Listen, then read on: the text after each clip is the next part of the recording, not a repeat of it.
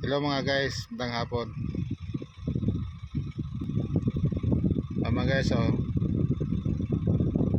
meron nagkukupra ng niyog. Ganyan talaga mga guys pag nasa bukid ka.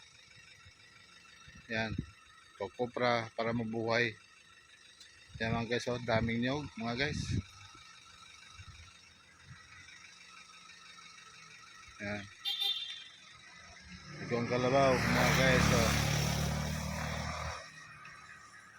Yan, ito po yung mga bukid mga guys. Ganyan ang buhay. Yan, ilang araw pa yung mga guys. Yan. Yan mga guys. Yan, mataas na bundok mga guys. Yan.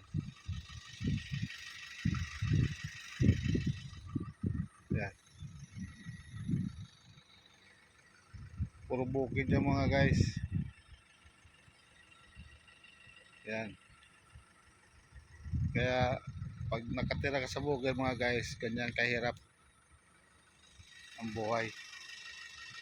Magkukupra. So, ibibenta mga guys. Ibibili ng bigas mga guys. Ganyan ang buhay. Pag nasa bukid. Maraming salamat mga guys. Dito na lang.